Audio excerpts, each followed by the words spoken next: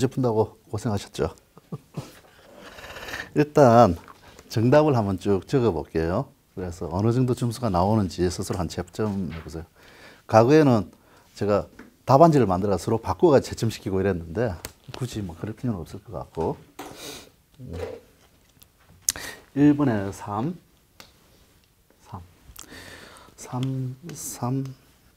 1 1 3 동그라미 안 치워야 되겠다. 자, 3 3 1 3 3 1 3 3 3이 엄청 많네. 3 2 1 4 15분의 3 16분의 2 17분의 2 18분의 4 19분의 3 20분의 3 계산하셨어. 그 다음에 2 3 4 2 4 26분의 4 27분의 2 1 4 4 뒤에 가서는 4가 맞나요?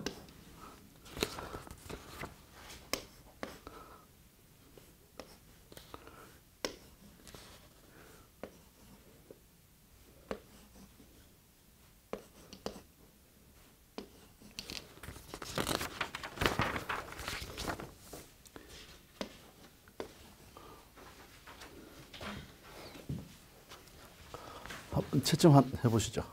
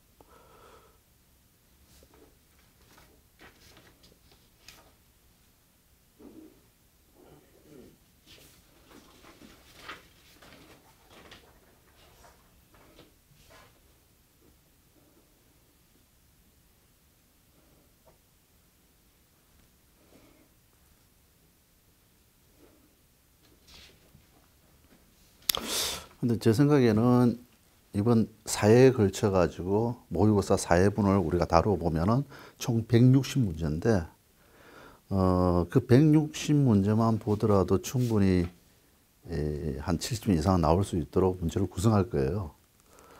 가급적이면 문제는 이제 법 조항 중심으로 해서 문제를 출제를 할 거고 출제 가능성이 가급적 높은 쪽으로만 골라서 낼 건데 그래서 그 160개만 여러분 이번에 잘 정리하면은 되지 않을까 생각합니다.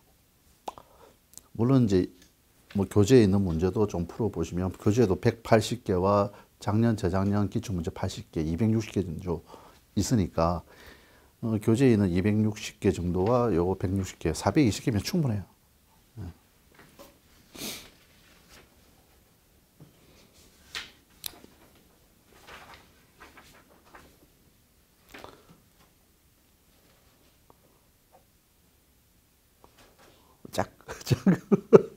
자, 어느 정도 나오는지 봅시다. 몇 개 정도 나오나요?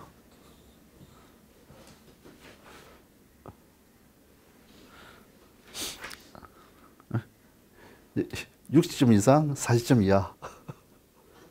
반타작. 반타작.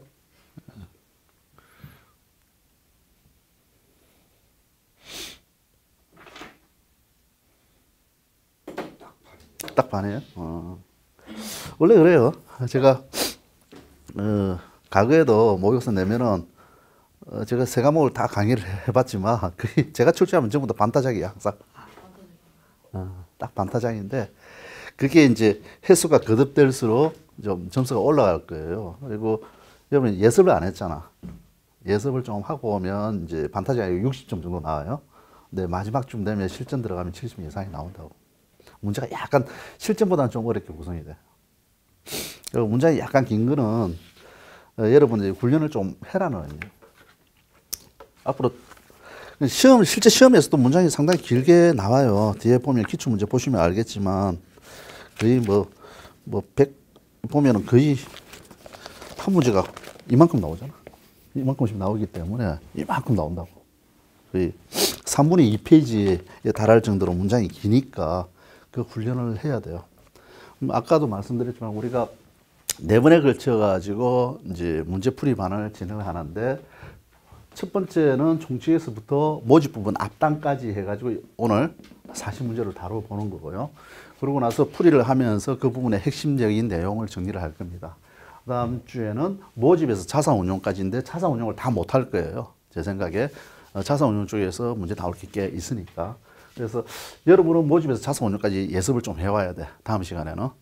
그 다음에 자산운용에서부터 일반 감독까지 요거를 세 번째 주, 나머지 해산 청산부터 뒷단 부분인데 뒷단 부분에서 한 25개에서 30개를 낼 거고 나머지 10개에서 15개는 전체를 조감하는 내용으로 한 번 더 정리하는 걸로 이제 이번 문제풀이반을 마무리할 거예요. 네. 그렇게 보시면 되고 지금부터 이제 문제를 풀면서 혹시 교재 가지신 분은 교재도 같이 보고 교재가 없으신 분은 다른 교재도 괜찮고요. 법조항 학원에 요청하면은 이게 있어요. 2단 비교라고 아마 학원에 요청하면은 줄 거고 저한테 개인적으로 요청해도 이걸 드릴 거예요. 그럼 이 파일을 받으셔가지고 안 가지고 계시죠? 예, 요거를 전화 학원 실장님한테 요청하면은 이걸 받아가지고 출력하면은 보험업법하고 보험업법 시행령, 시행규칙. 보험업법은 크게 이제 3가지로 되어 있잖아요. 근데 업법하고 시행령에서 시험이 많이 나오거든. 시행규칙은 거의 안 나와요. 거의 뭐 2년에 한 번 정도 나올까 말까 하니까 그건 아예 포기를 하고. 그런데 보험업법에 과거에 있던 보험업법 내용 중에 상당 부분이 어디로 가냐면 금융산업 지배구조에 관한 법률로 넘어갔는데 그 내용이 시험에 나왔다 해가지고 잘못 출제됐다라고 이야기는 할 수는 없어요. 나올 가능성은 약해졌는데 왜 보험법에서 빠지고 저쪽으로 갔지만 하지만 거기서 중요한 내용은 또 여기에다 살짝 그 법조항을 갖다 붙여놨어요. 그래서 그런 측면에서 이걸 한번 쭉 마무리할 때 조문 위주로 공부를 하는 것도 괜찮다. 근데 제가 기본적으로 이 문제 자체를 조문 위주로 만들기 때문에 이걸 한번 하고 난 다음에는 사실 교재에 요약 정리된 걸로 외우는 게 더 나아요. 실제 제가 책을 만들 때 아주 압축해가지고 요약 정리 개조식으로 적어놨는데 막판에는 이게 굉장히 도움이 돼. 정리해 놓은 게. 근데 일단 지금은 시험 직전이 아니라 지금은 이제 조문 위주로 한번 보고 난 다음에 요약을 보는 게 좋겠다. 그러면 이제 첫 번째 문제부터 한번 볼게요. 다음 설명 중 옳지 않은 것은, 그러니까 보험업법은 제일 1주에는 뭐가 나온다? 총칙, 목적이 나오죠. 목적이 나오고, 두 번째는 이제 용어 정의들이 쭉 나오는데, 첫 번째 용어 정의에서 제일 먼저 보험 상품에 관한 이야기가 나옵니다.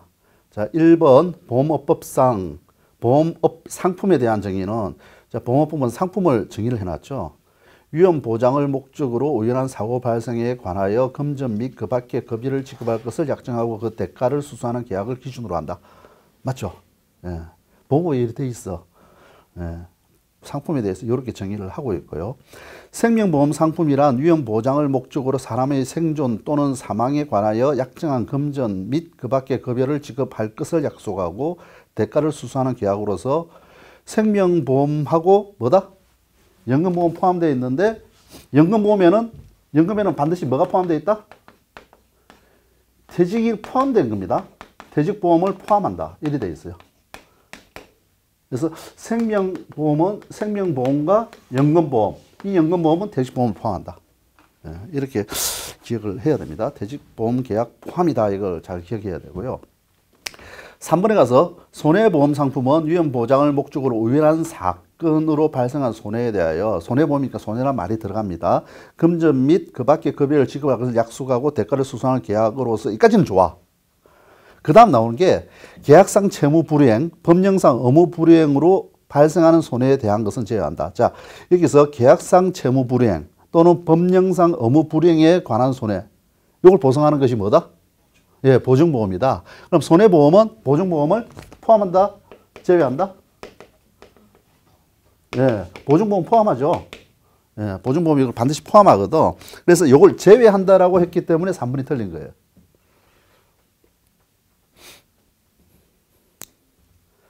자, 제3보험 상품은 위험 보장을 목적으로 사람이 질병, 상해 또는 이에 따른 간병. 자, 이 다 나열되어 있네. 제3보험은 상품은 종류가 뭐다? 상해, 질병, 간병이잖아요. 그래서 사람이 질병, 상해, 이에 따른 간병이라는 말을 나오는 거지.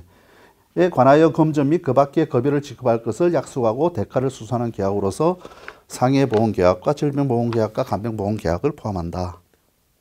됐죠? 그래서 보험 상품은 크게 생명보험 상품과 손해보험 상품과 재산보험 상품으로 나누고 있고, 생명보험 상품은 생명보험과 연금보험인데 연금보험은 퇴직보험 포함한다. 손해보험 상품은 종류가 굉장히 많아요.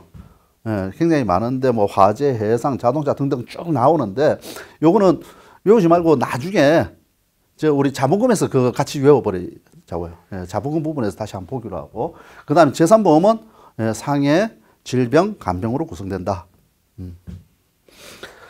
요거와 관련해 가지고 자, 우리 보험에서 보험 상품에서 제외되는 게 있다라고 그랬어요.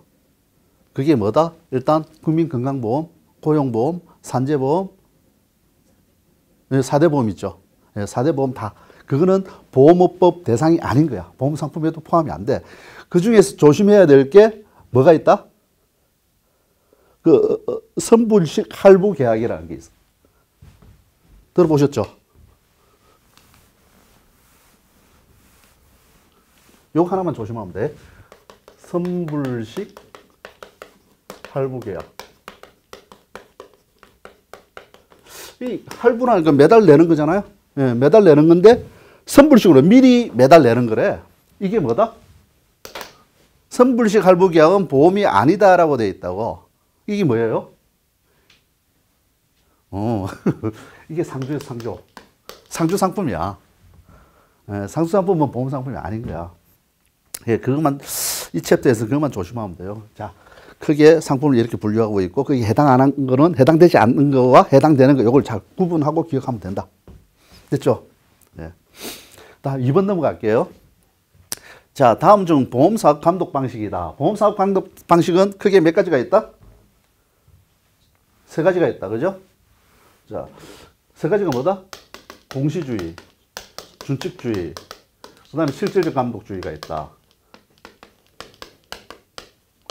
자, 공시주의는 뭐다? 공시주의는 보험회사가 일반인이 알아야 될 것을 알리면 되는 거예요. 그래서 이런 거 공시해라, 알려주라 하는 거 알려주면 돼. 그러면 알려주기만 하면 일반인이 그 회사를, 그 보험회사를 판단한다 이거죠. 그럼 공시주의의 전제는 뭐다? 일반인이 상당히 보험에 대해서 잘 안다. 그런 것을 전제로 하는 거야. 이게 이제 옛날 자유경제 시장 때, 자유시장, 완전히 자유시장이죠. 완전한 자유시장에서는 일반인이 보험회사를 알아서 판단하는 거고, 준칙주의는, 준칙이라는 건 규칙이야, 규정. 이게 국가기관이 규정을 딱 만들어 놓고 보험회사 그게 따르기만 하면 되는 거야. 실질적 감독주의는 규정도 있지만 그거 가지고 부족하다. 필요에 따라서 보험회사의 업무와 자산을 다 국가가 나서 다 디벼보고 문제 있으면 지적하겠다. 이게 실질적 감독주의고, 그래서 이 감독 방식은 어떻게 발전했다? 옛날에 봉건 시대가 무너지고 이제 시민 의식이 막 커지면서 시민혁명이 일어나고 난 다음에 처음에는 자본주의가 막 발달할 때 공시주의가 발달하죠. 그 다음에 준칙주의로 규정이 만들어져. 요까지는 안 되겠다. 보험산업은 계약자하고 이해관계가 너무 크기 때문에 국가 직접 관여해야 되겠다. 그래서 발전 과정은 요렇게 발전해 왔어. 그죠? 그런데 지금 현재 대부분의 나라는 어느 걸 채택하고 있다? 실질 감독주의를 채택하고 있다.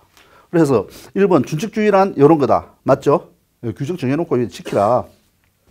2번 실질 감독주의라는 것은 자, 퇴출에 이르기까지, 허가에서 퇴출에 이르기까지 국가가 직접 구체적으로 규제 감독하는 것이다. 맞고요.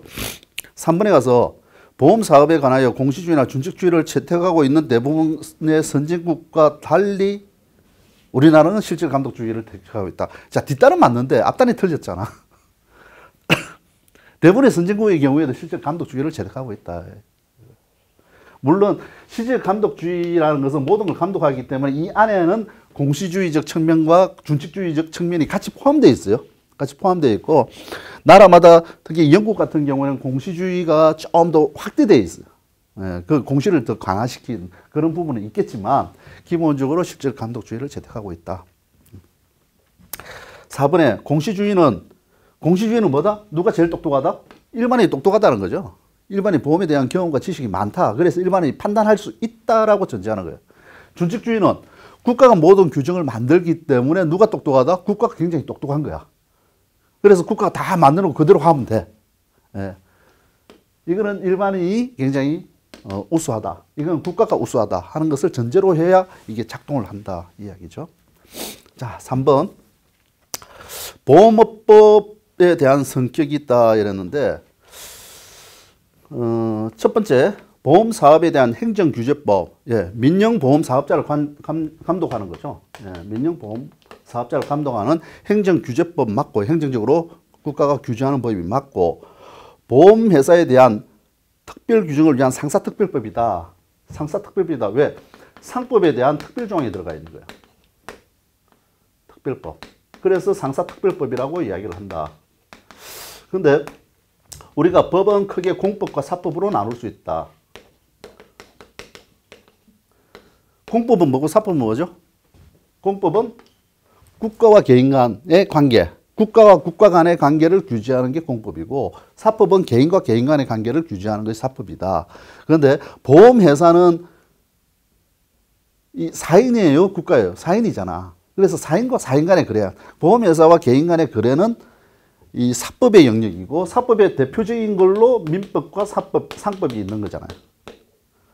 그래서 요거는 이제 그 공법의 대표적인 게 헌법이 있고 행정법이 있고 그다음에 형법이 있다.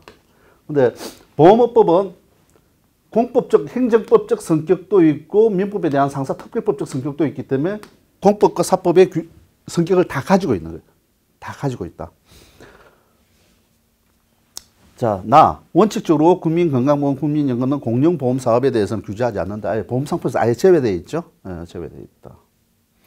공법 규정과 사법 규정이 혼합되어 있다. 맞죠? 예, 맞고.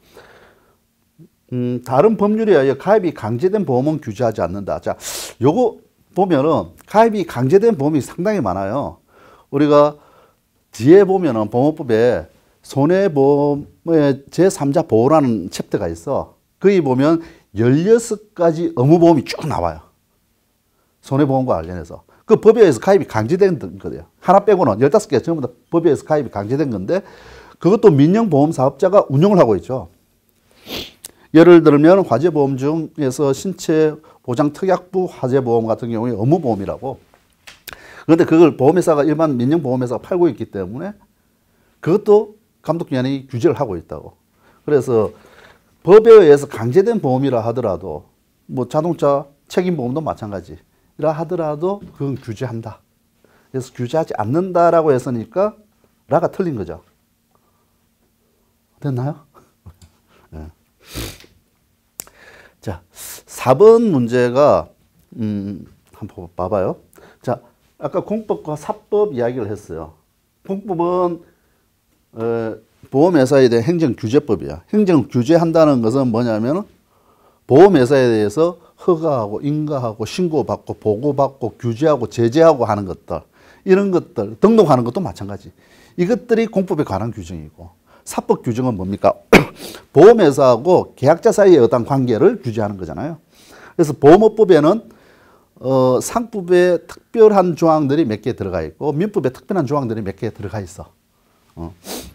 자, 가의 경우에는 등록이라고 되어 있잖아요. 등록은 공법이다, 사법이다?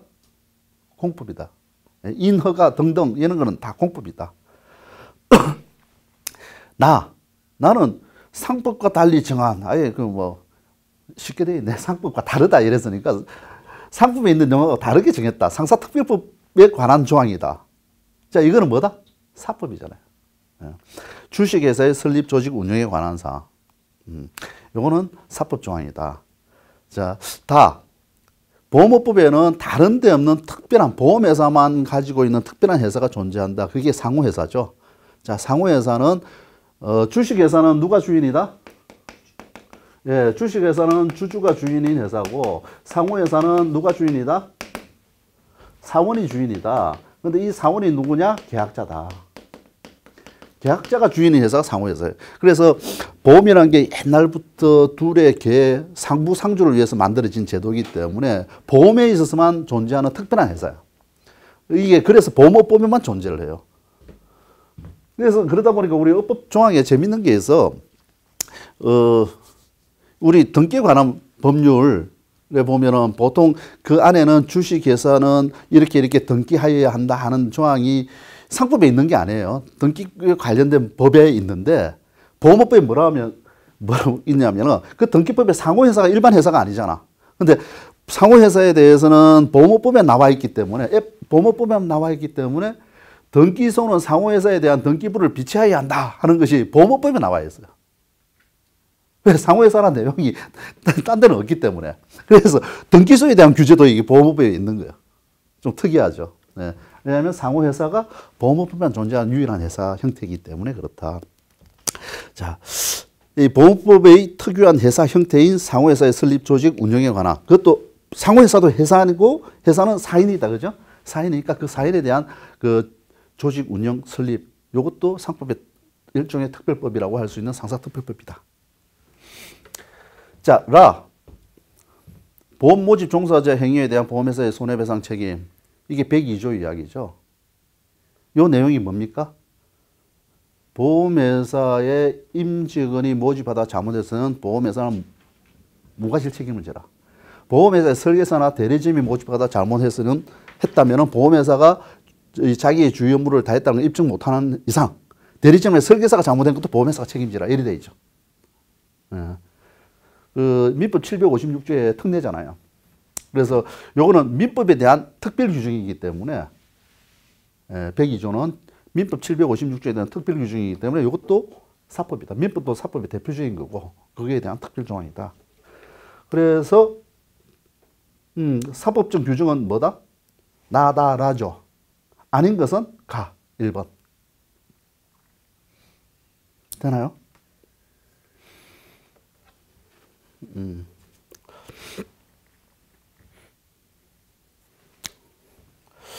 요와 관련해서 하나만 참고로 기억하면은 옛날에 우리 그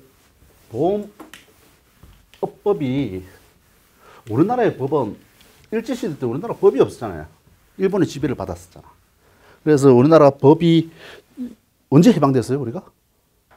1945년에 해방됐잖아요. 그러면서 우리나라 법을 만들어야 돼. 그런데 처음에는 3년 동안 1948년 정부 수립 이전에는 누가 지배했다? 미군정이 다스렸죠. 그래서 3년 동안은 미군정이 법이 따로 없으니까 과거 일제시대의 법을 그대로 준용을 했어. 미군정 시대는. 그러다가 1948년 정부 수립되고 난 다음에 우리나라에 각종 법을 만들기 시작을 했어요. 그래서 그 대부분 민법이니 상법이니 형법이니 만들어진 게 1960년 정도예요. 보험업도 언제 만들어졌냐면 1961년에 만들어졌어요. 1961년에 만들어졌는데 이때 만들어진 게 보험업법이라고 했었고요. 두 번째가 뭐다? 지금은 보험업법에 모집에 관한 내용이 포함되어 있지만 옛날에 보험 모집에 대한 법을 따로 만들었어. 최초에 만들 때. 그것이 보험 모집 단속법이야. 히스토리 좀. 이게 1961년이에요. 세 번째가 뭐냐면 외국 보험 사업자 국내 지점에 가. 외국 사업 보험 사업자.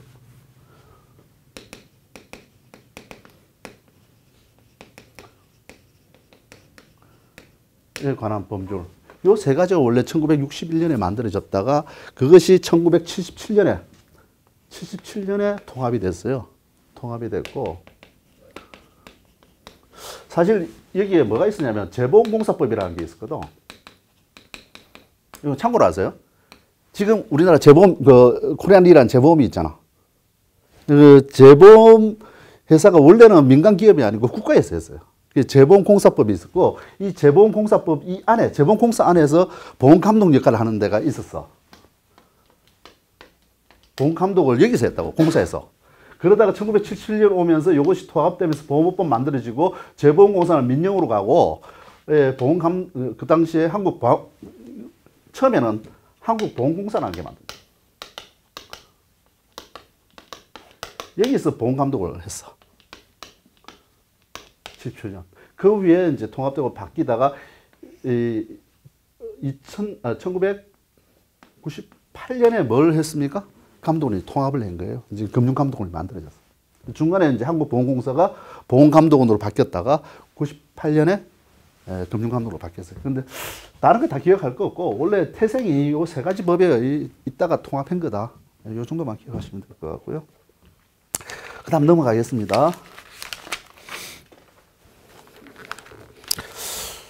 문제는 안 나와 있지만 보험법 1조에 이제 총칙 보험법 제정 목적 1조 보시면 뭐라고 되어 있냐면은 보험업을 경영하는 자의 건전한 경영을 도모하고 건전한 경영, 그다음에 계약자와 피보험자 그 밖의 이해관계의 권익을 보호하고 보험업의 건전한 육성과 국민경제 발전에 기여한다.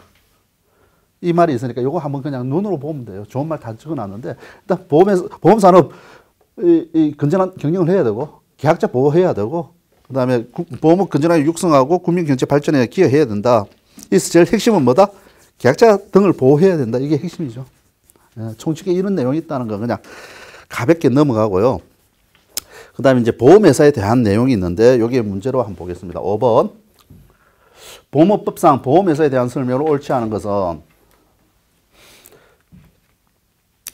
이 보험업의 보험회사에 대한 정의가 뭡니까? 보험업법 규정에 의해서 금융위 허가를 받아서 보험업을 경영하는 자를 보험회사라고 한다. 그래서 금융위 허가를 받아야 돼요. 그래서 우리나라는 이 보험회사냐 보험회사 아니냐 요 구분을 뭐로 한다?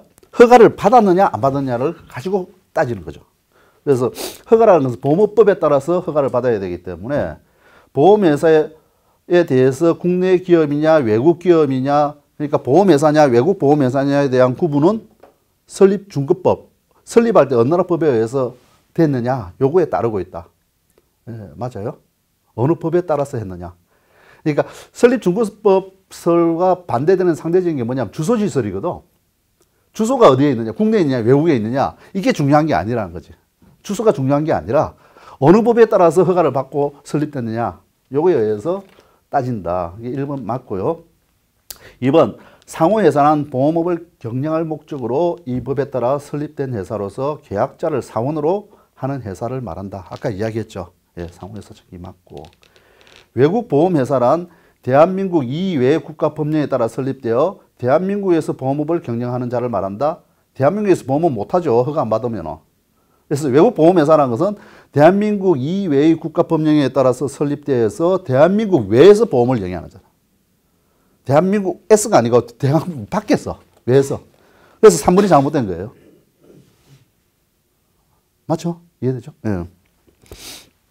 자, 외국 자본을 들여와 외국인에 의해 경영되더라도 보험업법상 허가를 받으면 외국 보험회사가 아니라 보험회사다. 그래서 우리는 보험회사와 외국 보험회사 두 가지로 구분하고 있어. 그래서 허가 받은 거와 안 받은 거, 외국에서 하는 놈 구분되어 있는데, 그러면 이 보험회사가 되기 위해서는 허가 신청을 해야 되잖아요. 보험회사 허가 신청은 누가 할 수 있다? 주식회사 할 수 있고, 상호회사 할 수 있고, 또 외국 보험회사가 하는 거예요. 외국 보험회사 국내 지점이 하는 거예요. 아니지. 국내 지점 하나의 지점일 뿐이에요. 법인이 아니야. 법인이어야지 사람이 신청하는 거잖아. 인이 돼야지 허가 신청을 하는 거잖아.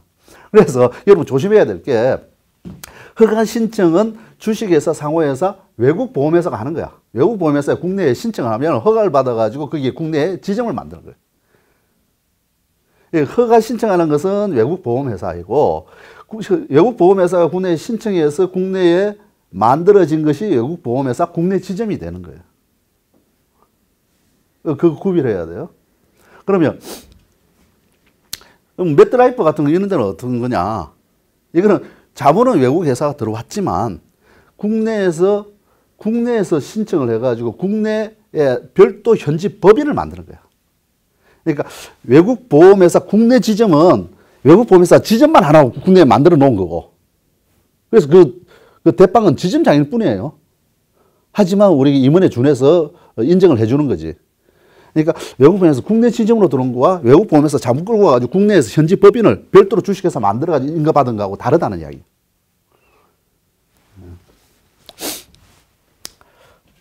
자, 5번은 그렇게 해서 3번입니다.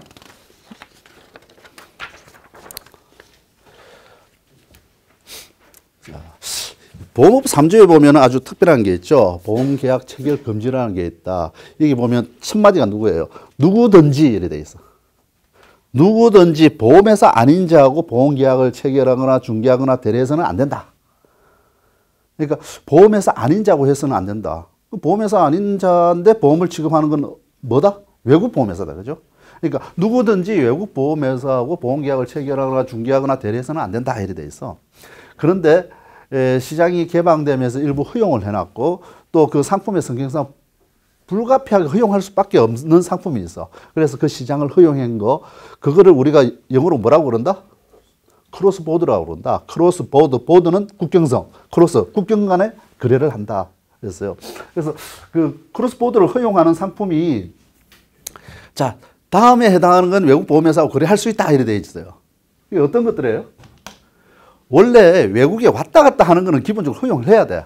그러니까 뭐 항해라든지 뭐 수출 적화, 수입 적화, 그 다음에 선박, 그 다음에 재보험은 워낙 규모가 크고 우리나라는 코리안리라는 재보험사밖에 없기 때문에 큰 거를 또 외국하고 해야 되거든요. 스위스리라든지 미넨리라든지 큰 재보험사의 그 리스크를 증가를 해야 되기 때문에 재보험 같은 경우는 허용되어 있는데 요거 말고 요거는 과거부터 있었는데 크로스보드 확대하면서 외국에다 뭘 허용해 줬다?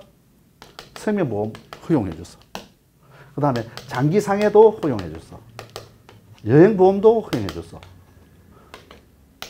요거는 원래 해외에 왔다 갔다 하는 거, 물론 여행도 해외에 왔다 갔다 하니까 뭐 이해되는데, 요거를 조심해라 이거죠. 요런 상품들이 허용되어 있다. 요거는 아무 관계없이 외국 보험회사에 그냥 가입해도 된다 이거죠. 근데 국내인이 외국 보험에서 가입할 수 있다, 생명보험 가입할 수 있다, 요건 되는데, 자, 체결은 가능한데 중개 대리는 못해.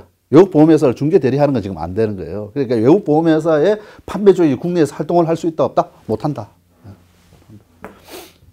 자, 첫 번째는 이제 상품별로 이렇게 되어 있고요. 두 번째는 뭐다? 국내에서 취급하지 않는 상품 할 수 없이 외국 회사에 가입해야 되죠. 국내에서 안 팔아. 두 번째는 팔긴 파는데 가입하려고 했는데 안 받아줘. 보험회사가 안 받아주니까 할 수 없이 외국에 가입할 수 있는데 한 회사가 거부한다고 해가지고 바로 외국 회사에 할 수 있다? 그건 아니다. 적어도 몇 개 이상? 3개 이상이 거부했을 때, 거절을 했을 때, 이 사람 보험 가입하기 위해서, 리스크 증가하기 위해서 부득이하게 외국 보험회사 하는 거 어쩔 수 없이 허용된다. 그 다음에 또 어떤 게 있죠? 외국에서 이미 가입했어.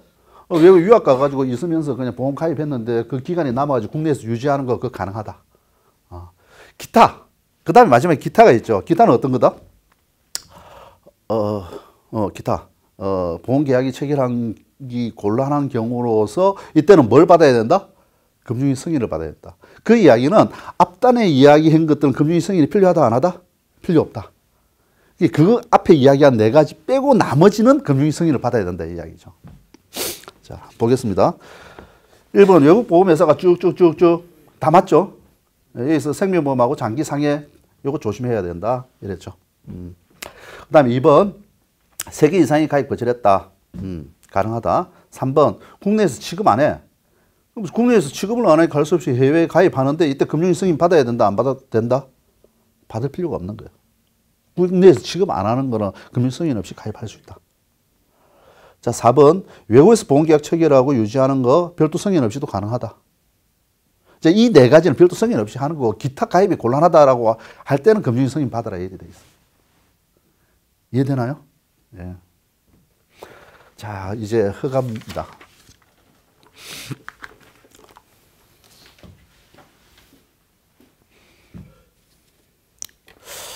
허가 이야기할 때 우리가 이제 허가라는 말하고 인가라는 이야기를 있죠. 허가, 인가. 허가하고 인가하고 뭐가 다르다? 허가는 원래 할 수 없게 막혀져 있는 거야. 못해. 못하는데, 이제, 원래는 못하는데, 이 사람과 이런 조건 갖추면 예외적으로 이 사람만 할 수 있도록 풀어준 거야. 그래서 이거는 허가를 안 받고 하는 것은 원래 못하게 되어 있는 걸 하는 거니까 이거는 불법이야. 그래서 이건 위법 요건이 되는 거예요. 불법 요건이 되는 거예요. 허가 안 받고 한 건 전부 다 불법인 거예요.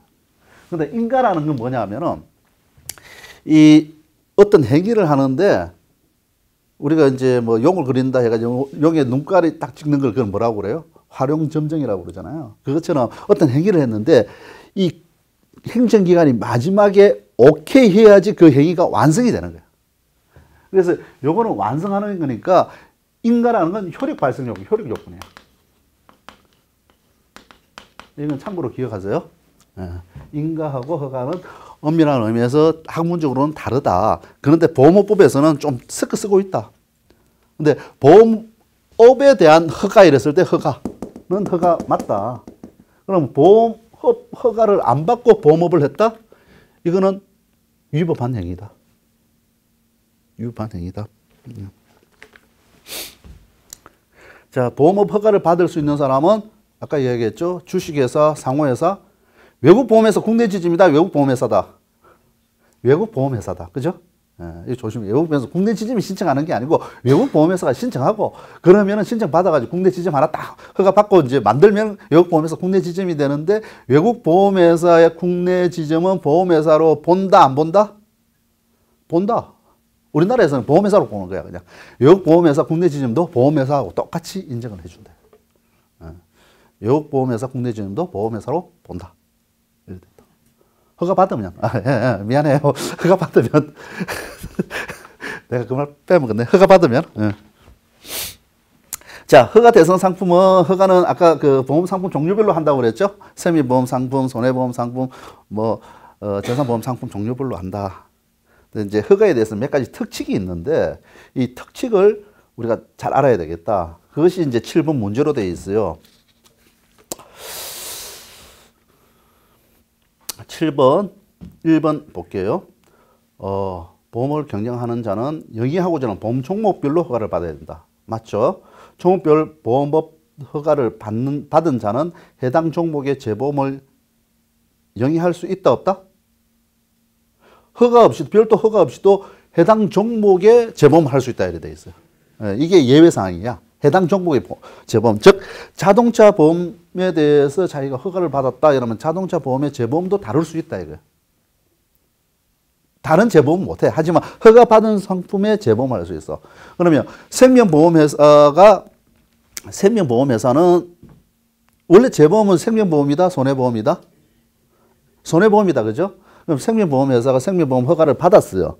그러면 생명보험 허가를 받은 사람, 그 회사는 생명보험 재보험을 할 수 있다, 없다? 할 수 있다. 재보험 손해보험 영역이지만 우리가 경업에서 허용된 거잖아요. 그래서 1번 별도 허가를 받을 필요는 없죠. 2번 생명보험 전부 또는 손해보험 전부에 관하여 허가받은 사람은 재산보험을 할 수는 있는데 뭐가 문제다? 여기서 가로 안이 틀렸다. 보증보험하고 재보험을 포함한다가 아니고요. 손해보험은 재보험이나 보증보험을 제외한 나머지 전부다. 왜냐하면 재보험하고 보증보험은 지금 현재 뭐로 운영한다? 전업보험회사로 운영하거든. 보증보험 하는 회사는 보증보험만 하는 거예요, 지금. 그래서 서울보증보험회사는 유일하게 하나밖에 없어요, 지금 우리나라에. 그 일반 보통 손해보험회사의 보증보험을 지급할 수 있다, 없다? 못한다. 그 다음에 재보험도 우리나라에는 코리안리라는 한 회사밖에 없어. 그것도 전업회사야. 그래서 이 간호안이 틀렸어요. 보증보험과 재보험은 전업회사가만 하기 때문에 제외된, 그러니까 보증보험과 재보험이 제외된 나머지 보험 종목 전부들 허가 받았을 때 재산보험을 할 수 있다 이거예요. 이해되죠? 재산보험을 할 수 있다는 것은 상해 질병 간병을 지급할 수 있다. 세 번째, 제3보험에 대해서 허가를 받은 자는 질병을 원인으로 하는 사망을 제3보험의 특약 형식으로 담보하는 보험 중 일정한 요건을 갖춘 보험을 취급할 수 있다 돼 있어요. 자, 제3보험은 뭐다? 상해, 질병, 간병이라고 그랬잖아요. 상해하고 질병하고 간병인데 문제는 이 사망을 특약으로 부과했다. 사망은 사람의 생명이니까 사망을 원인으로 보험금 지급하는 거는 이게 어느 부분이다? 원래 생명보험 영역이잖아. 생명보험 영역인데 그러니까 제3보험이라 하더라도 사망보험, 사망에 대해서 보험금 지급하는 거는 원칙적으로 안 돼. 안 되지만 여기서 예외로 인정해 준 거야. 일정한 요건을 갖춘 사망을 특약으로 붙인 이 보험. 이 보험은 허용을 해놨다는 거죠. 예. 질병을 원인으로 하는 질병 사망의 경우에 이 제3보험 특약으로 붙이는 거는 제3보험 사업자도 할 수 있다. 예. 원래 생명보험 영역이잖아. 그런데 할 수 있다. 그러면 2번하고 3번하고 우리가 결합하면 어떻게 됐습니까? 생명보험 전체를 허가받은 사람은 당연히 질병 사망 특약으로 하는 거 할 수 있고요. 손해보험 허가를 전부 다 받았다.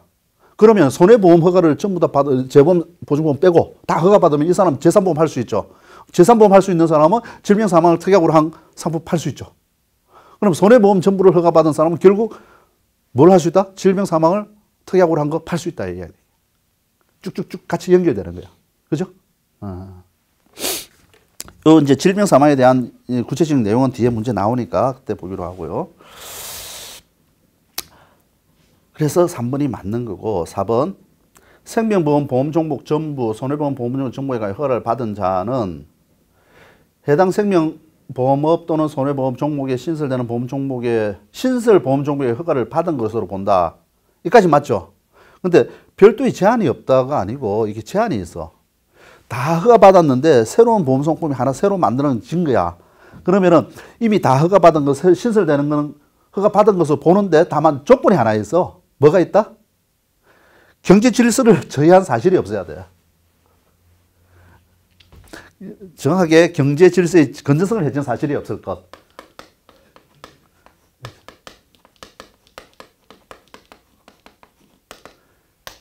과거에 뭔가 보험업법을 위반해가지고 문제가 있거나 이런 경우는 신설보험을 지급할 수 없도록 막아버리는 거예요. 그래서 이런 조건을 하나 붙이고 있다는 건 기억을 해둬야 돼. 별도 제한이 없다가 아니고 별도 제한이 하나 있다.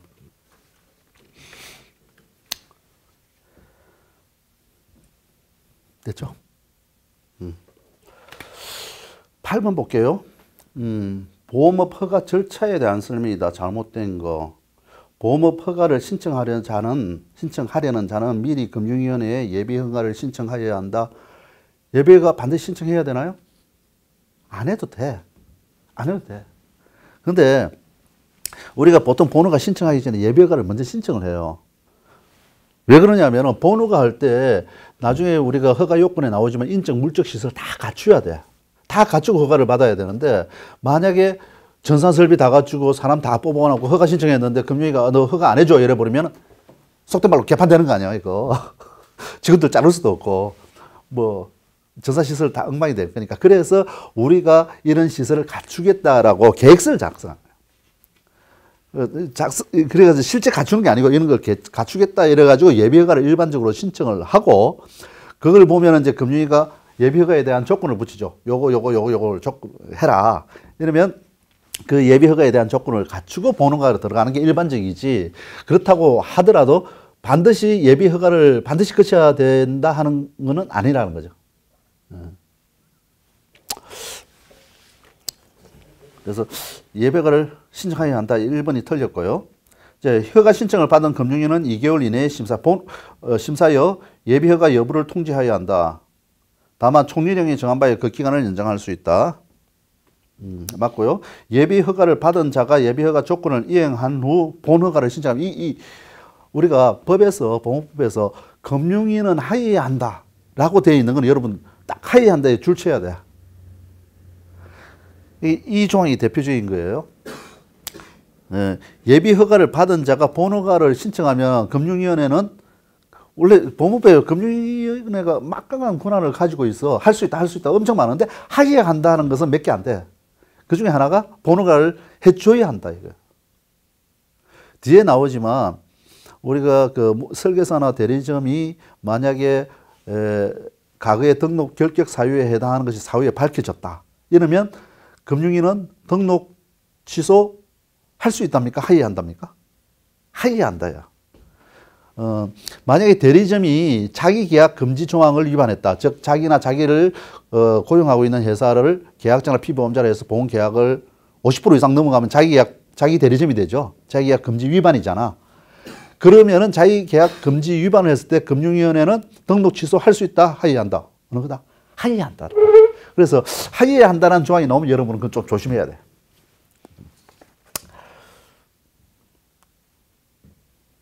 그래서 3번 번호가 신청하면 번호가 해줘야 한다. 그 다음에 4번 법에 이런 내용이 있으니까 한번 기억하라고 쭉 적어놨어요. 금융위원회에 제출한 허가 신청서에는 상호 주된 사무소 소재지 대표자와 임원의 성명, 주민등록번호, 주소, 자본금 기금에 관한 사항, 시설 설비, 일적에 관한 사항, 허가 받는 보험 종목 등을 기재해야 한다.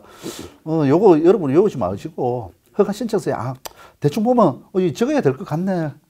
이런 내용 적어야 될 것 같네. 이 정도 생각하고 넘어가세요. 요거 붙잡고 외우면 안 돼. 그냥 상식적으로 생각해야 돼. 뭔가 허가 신청서 양식을 쓰는데 이런 내용 들어가야 되지 않겠냐. 왜냐하면 허가 신청하는 거는 뭐냐면 그 감독기관 입장에서 허가를 해줄까 말까 하는 거 보는 거니까 뭘 허가를 한다. 누가 허가 신청했다. 이게 당연히 들어가야 되고 또 우리가 허가 조건이 더 중요해요. 보험사업 허가에서는 허가 조건이 제일 중요하거든. 그러니까 허가 조건에 해당하는 내용과 관련된 내용이 좀 들어가야 돼.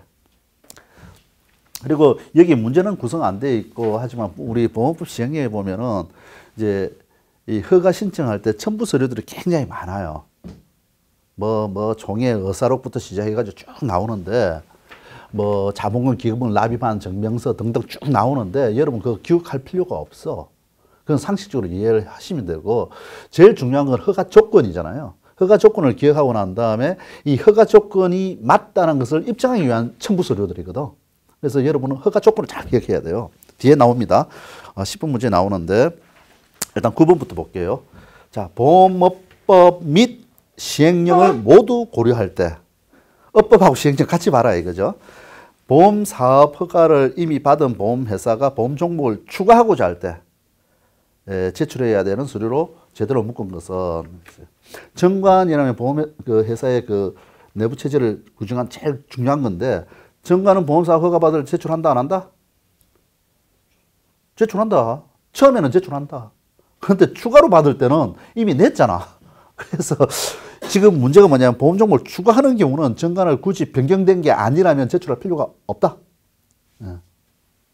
처음에 최초로 허가 받을 때만 제출하면 돼요. 허가는 정관은 업무 시작 후 3년간의 사업 계획서와 추정 재무제표는 어떤 형태든 무조건 제출해야 돼. 이 보험 상품을 팔았을 때 어떻게 하겠다 하는 것은 무조건 제출해야 된다. 자, 그 다음에 우리가 그 기초서류를 제출하는데 보험 상품에 기초서류가 뭐뭐 있다? 질문 답변을 좀 해주세요. 자, 기초서류하면 뭐가 있다? 첫 번째, 제일 중요한 게 사업방법서다. 사업방법서라는 거는 어떤 계약자를 대상으로, 어떤 지역을 대상으로, 어떤 연령대를 대상으로 하겠다.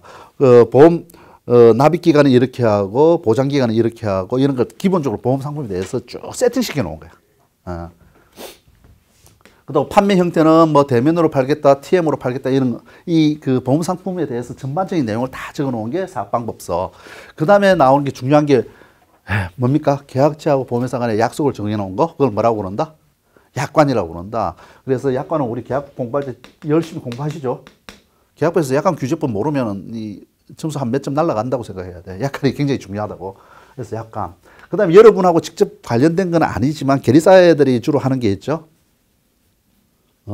이 보험료를 어떻게 산출하고 또 책임준비금 어떻게 뽑아낸다. 보험료 및 책임준비금 산출방법서. 책중산출방법서. 이 세 가지를 우리가 기초서류라고 하는데 근데 보험사업 허가를 받을 때 이 기초서류를 제출한다 법에 되어 있지만 기초 서류 중에서 대통령으로 정한 걸 제출한다. 그런데 대통령령에는 뭐라고 되어 있다? 뭐만 제출하면 된다? 사업방법성만 제출하면 된다. 왜냐하면 약관하고 보험료 및 책임준비금 이 부분은 우리가 보험감독 일반 규정에서 기초서류에 대해 별도로 규제하고 있잖아. 그래서 거기 보면은 신고 상품은 신고 상품대로 미리 제출해야 되고 나머지 보고 상품은 금융위가 요구할 때만 제출하면 돼. 그래서 요거는 해당되지 않고 허가받을 때는 사업방법서 요거만 제출하면 된다. 그래서 추가로 받을 때는 정관 필요 없죠. 나다는 반드시 있어야 되죠. 보험료 책임증명 산출방법서 필요하다 안 하다? 필요 없다. 필요 없다.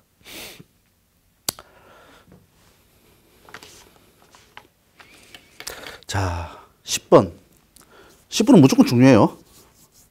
이 허가에서 아까 이야기한 허가에 대한 이제 예외 적용이 몇 가지 있었죠. 근데 해당 종목 재보험을 허가받은 것으로 본다. 아니면 다 받았을 때는 재산보험 허용할 수 있다. 재산보험회사는 또 뭐 질병 사망을 특약으로 하는 거 할 수 있다. 이것도 참 중요하지만 그 다음에 이 허가에서 제일 중요한 게 이 허가 요건이야. 허가 요건이 세 개로 다 분리돼 있어. 상호회사, 주식회사, 주식회사 상호회사의 경우하고 외국 보험회사의 경우 구분되어 있죠. 그 다음에 신규로 보험사업 허가를 받을 경우 이 구분되어 있어. 구분되어 있는데 자, 한번 보겠습니다. 문제 먼저 볼게요.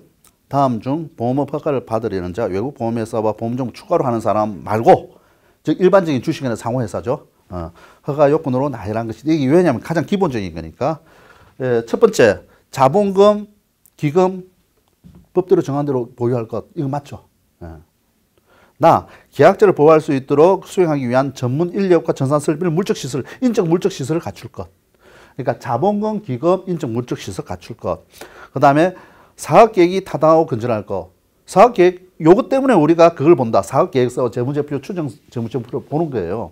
그래서 가나다는 무조건 주식회사든 상호회사든 외국 보험회사든 그 주식을 추구하든 간에 가나다는 다 포함되어 있어. 다 포함된 거예요. 그죠? 다 포함된 거야. 자, 그 다음에 라가 뭐냐면은 대통령령으로 정한 건전한 재무 상태와 사회적 신용을 갖출 것. 그렇다는데 요거는 어디에 해당한다? 요거는 보험종 추구할 때 조항이.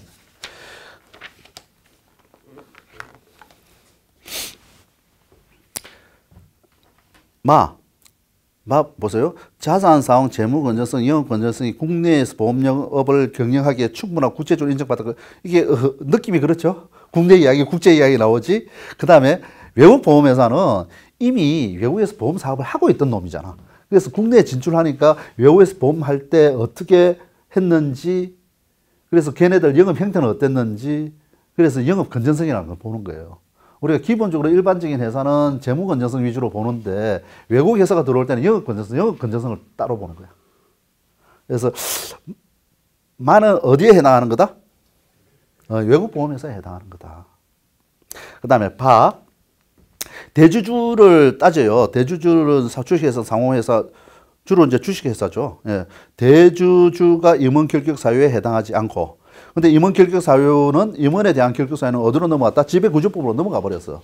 보험법에는 없어. 하지만 지배구조법에 그 임원 결격 사유에 대주주가 해당하면 안 되고, 대주주에 있어서 중요한 게 충분한 출자 능력도 있어야 되고, 건전한 재무 상태를 갖추고 있어야 되고, 건전한 경제 질서를 해친 사실이 없어야 된다. 자, 다 건전 비슷한 말인데 좀 헷갈리지만 좀 구분해서 기억을 해야 되겠다. 그래서 기본적으로 기금 자본금 요건 첫째, 기금 자본금, 중요한 게 기금 자본금 갖추고, 그 다음에 인적 물적 시설 갖추고, 그 다음에 사업계획 건전하고 타당해야 되고, 네 번째 대주주가 문제 없어야 된다. 그 다음에 이 세 가지는 외국사나 추가하거나 다 똑같다. 이 세 가지는 똑같은데 외국 보험회사의 경우에는 이 부분을 따지는 게 아니고, 이 외국 회사는 뭘 따진다? 본국에서 제대로 하고 있어야 돼. 보험사업을. 예, 본국에서 제대로 하고 있다. 외국에서 보험업 우리가 허가받고자 하는 거하고 똑같은 것을 제대로 하고 있어야 된다 하는 게 있고, 두 번째는 아까 그 재무 건전성, 그 다음에 영업 건전성, 국제적 신용, 네. 자, 우리가 다 외우지 말고 몇 가지 포인트만 외워보자고요. 자, 재무 건전성, 영업 건전성, 국제적 신용. 요 부분이 두 가지가 더 추가되는, 그러니까 얘들은 5가지가 되겠죠. 그 다음에 추가하는 경우는 어떻게 돼요? 추가하는 경우는 이 3가지를 그대로 끌고 와.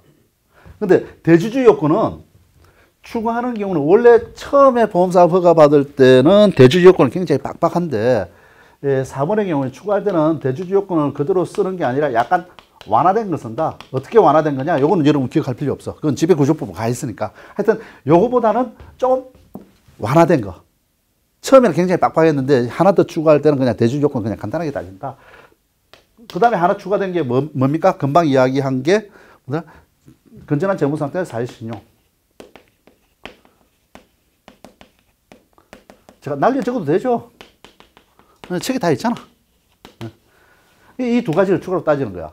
그럼 이 3가지는 요거든 저거든 다 포함되는 거고 각각 약간 색깔이 다르다는 거죠. 그러면 이 허가 요건이 중요한데 허가 신청서에 첨부되는 서류들이 요것들을 확인하기 위한 서류들을 제출해야 된다. 자, 이렇게 허가 요건을 갖추가지고 이제 허가 신청하면 반드시 이제 예비 허가를 받았다면은 보는 걸 반드시 해주는데 허가 받고 난 다음에 허가 유지 의무가 있죠. 네. 이 중에서 허가 유지 의무 중에서 중요한 게 기금 자본금 그대로 유지해야 되고 인적 물적 시설 유지해야 되잖아. 기본적으로 인적 물적 시설 유지하는데 대주주 요건도 유지해야 돼요. 사업계획은 이미 제출했으니까 계획서는 계획서일 뿐이고 이 1, 2, 3, 4 중에서 기금 자본금 요건 유지해야지 인적 물적 시설 유지해야지 대주주에 대한 요건 유지해야 되는데 이 대주주의 요건은 지배구조법으로 넘어갔으니까 여부는 신경 안 써도 돼. 근데 이제 남아있는 게 중요한 게 뭐냐면 자본금은 유지한다는 건 당연한 거고 인적 물적 시설을 유지를 해줘야 돼. 인적 물적 시설이라는 건 전산 설비 유지해야 되고 전문인을 갖추고 있어야 되는데 예외적으로 이러이러한 경우에는 물적 시설, 인적 시설을 갖춘 걸로 봐주는 경우가 있죠. 그게 요즘 어디 있지? 그 봐주는 게 있죠. 그게 뭐다? 손해사정, 보험 계리, 계약 보전, 전산 설비 이런 업무를 외부에 위탁했을 때는 그 갖춘 걸로 봐주는 거야. 그거 하나 조심하면 되고 여기 문제는 없지만 그 다음에 허가 유지 의무에서 이거는 문제로 보면은 될 것 같아요. 10번 문제 풀었나요? 네, 한 정신없이 떠들다 보니까 10번 문제 풀었지. 가나다가 맞고 그 다음에 라는 추구할 때 이야기고 그죠? 마는 외국 보험회사 이야기고 바가 주식회사 상호회사에 관한 이야기잖아. 그러니까 가나 다 파가 맞죠. 예. 다 잡았다 보니까 깜빡깜빡해. 자, 11번 볼게요. 보험회사가 보험 허가를 받은 이후에 대통령령으로 정한받더라 허가 요건을 계속 유지해야 되는데 특히 중요한 게 다른 게 인적 물적 시설 요건을 중요하게 다룬다 했어요. 자, 한번 볼게요. 허가 요건 즉 전문 인력, 전산 설비, 물적 시설에 대한 요건은 허가 이후에도 계속 유지해야 한다. 맞나요? 맞다. 자, 허가 받은 이후에 전산 설비 성능 향상이나 보안 체계 강화 요거는 당연히 해야 되는데 요거를 일부 변경한 경우에는 문제 안 삼는다. 그죠? 네, 문제 안 삼는다. 자, 계약자 이익 보호에 지장을 주지 아니하고 해당 보험회사의 경영 효율 향상을 위하여 불가피한 경우로서 대통령령으로 정한 요건을 충족하는 경우 별도로 금융위 승인을 받지 않고도 허가 요건 유지 의무에 대한 예외가 인정된다. 자, 계약자 이익 보호하고 경영 효율 향상을 위한 불가피한 경우라 하더라도 뭘 받아야 된다? 네, 금융위 승인 받아야 돼. 승인 받아가지고 변경해야 된다. 이 불가피한 경우라는 것은 뭐냐? 밑에 나오는데 이게 내가 막 묶어서 적어놨는데 요 내용이 4가지예요. 그거 한번 기억을 해야 돼. 첫 번째, 개인정보 보호에 문제가 없어야 되고 보험 서비스 제공 지연에 대한 민원 발생이 없어야 되고 세 번째, 통계를 신뢰성 있게 제때 산출해야 되고 검사 감독하는데 방해하지 않아야 한다. 이 4가지가 있는데 4가지를 다 갖춰야 되죠. 이 4가지를 눈으로는 기억해 두세요. 요것만 가지고 문제를 낼 수가 있거든. 개인정보 보호 문제 없어야 되고 민원 발생 없어야 되고 개인정보, 민원, 보험 통계, 감독 검사 차질 없어야 된다. 이 네 가지를 기억해 달라.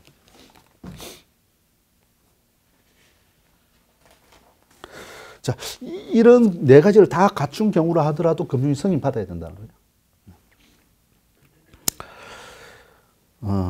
그 다음 넘어가기 전에, 자본금 넘어가기 전에 우리가 상호하고 명칭에 관한 규정이 있어요. 상호라는 건 뭐다? 상호는 상법의 상인이잖아요. 우리 주식에서 또 상인에 해당하잖아. 상인의 이름을 상호라고 그래요. 그죠? 근데 명칭은 왜 법에 상호도 있는데 명칭이라는 말을 왜 쓰느냐? 명칭이라는 것은 이제 상호에서는 상법의 적용을 안 받잖아. 그래서 상호라 쓰기 애매한 거야. 그래서 명칭이라는 말을 쓰는 거예요. 자, 상호 또는 명칭에 주로 경영하는 보험업의 종류를 표시해야 한다. 그리 돼 있죠. 주로 경영하는. 두 번째, 상호, 보험회사가 아닌 자는 상호 또 명칭의 보험회사임을 표시하는 글자를 포함해서는 안 된다 하는 그 내용이 있으니까 그거 기억하고. 다음 이제 자본금 이야기를 하겠습니다. 우리 보험회사의 자본금 기금은 기본적으로 얼마다? 물론 보험 종목에 따라 다를 수 있다. 하지만 여러 가지를 하더라도 기본적으로 얼마? 300억이다. 네, 자본기금은 300억이다. 하지만 보험 종목에 따라서 달리 정할 수 있다. 그런데 보험 종목을 합쳐서 300억이 넘어가더라도 300억만 내면 된다. 그죠? 그러면은, 자, 생명보험의 생명보험은 얼마다? 요 숫자 우리 기억해야 돼요. 그 다음에 연금은 항상 뭐 포함한다? 퇴직 포함한다 했죠. 이거 얼마다? 200. 안 해오죠? 안 해오죠? 200. 자, 손해보험은, 손해보험 하기 전에 재산보험이 쉽지. 재산보험은 뭐, 질병, 상해, 간병 다 얼마다? 다 100이다. 여기까지 쉬워. 이거는 200이고, 이건 100이야. 근데 손해보험이 좀 많잖아. 손해보험이 좀 많은데, 요거를 여러분, 제가, 어떻게 기억해라 하냐면, 옛날에 우리가 손해사에서 치기 전에 1종, 2종, 3종 있잖아요. 그대로 기억하면 돼. 화재, 그 다음에 책임 특종 이런 거 있죠? 화재 얼마? 100억. 1종은 100억이었어. 그 다음에 화재는 2종은 50 올렸어. 3종 자동차잖아요. 자동차는 얼마? 200. 이렇게 기억하면 돼. 자, 화재 책임, 왜 화재를 또 죽었어? 미안합니다. 해상, 그죠? 해상이 150억이고, 자동차 200이고, 그 다음에 우리가 재보험하고 보증보험은 전업회사잖아요. 요거는 덩치가 좀 커야 되잖아. 보증보험이나 위험하고, 재보험도 위험하기 때문에, 이거는 맥스멈 300. 우리가 맥스는 300이라고 했으니까. 이렇게 하면 된다. 근데 요거 말고 손해보험 중에서 원자력 보험이다, 비용 보험이다, 권리 보험이다, 기타 등등 자실구레, 날씨보험 등등 유리보험도 있고 많잖아요. 예. 짜투리들, 짜투리들은 전부 다 각 50원, 그죠? 각각 50억씩. 이렇게만 기억하면 된다. 그러면은 어떤 보험회사가 생명보험하고 연금보험 같이 한다. 얼마 내면 된다? 주문해도 뭐 채점하기 바쁘네. 생명연금 요거 두 개 하면은 합치면 400억인데 얼마 내면 된다? 맥스 300억, 300억 내면 된다. 그죠? 화재하고 책임 두 가지 한다. 200억 하면 된다. 그죠? 책임하고 세상 250억 내면 된다. 합치면 돼. 300 넘어가면 300억 하면 된다. 자, 생명보험회사가 생명보험하고 생명보험의 재보험을 같이 한다.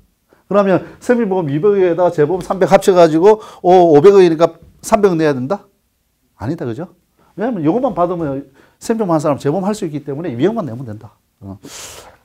자, 기억하시네. 그런데 우리가 통신판매 전문회사라는 게 있다. 통신판매 전문회사라는 거는 요거에 얼마를 내면 된다? 3분의 1인가요? 3분의 2인가요? 2죠. 예. 3분의 2만 내면 된다. 그래서 이제 문제를 한번 보겠습니다. 3분의 2 맞죠? 갑자기.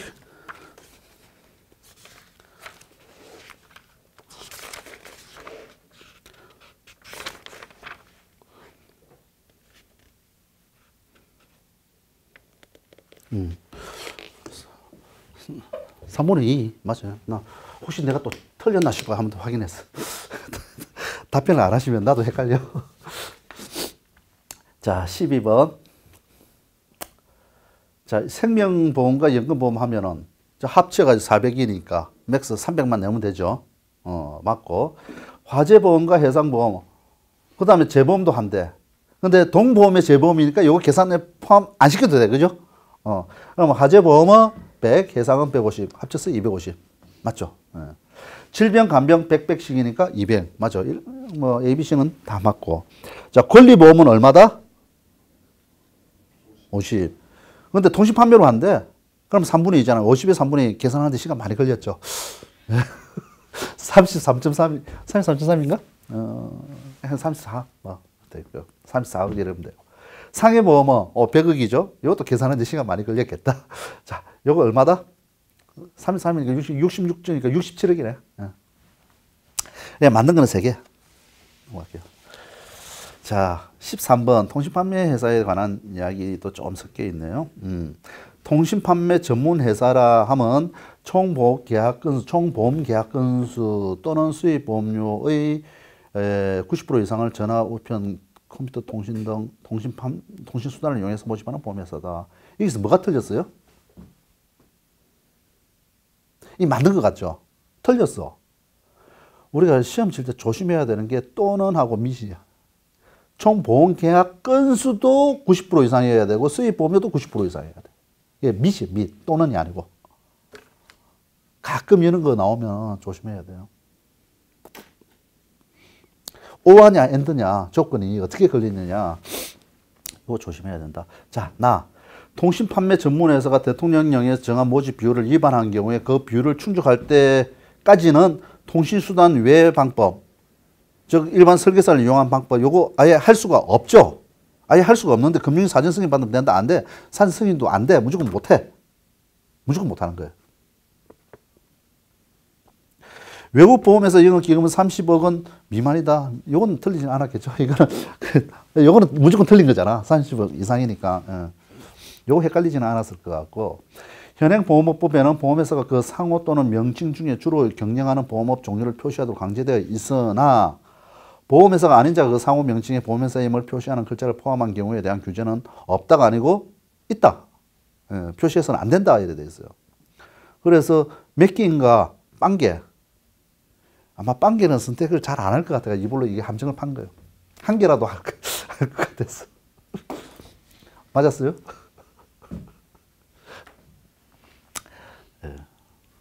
자, 그 다음에 보면서 좀 씻다 갈까요? 예.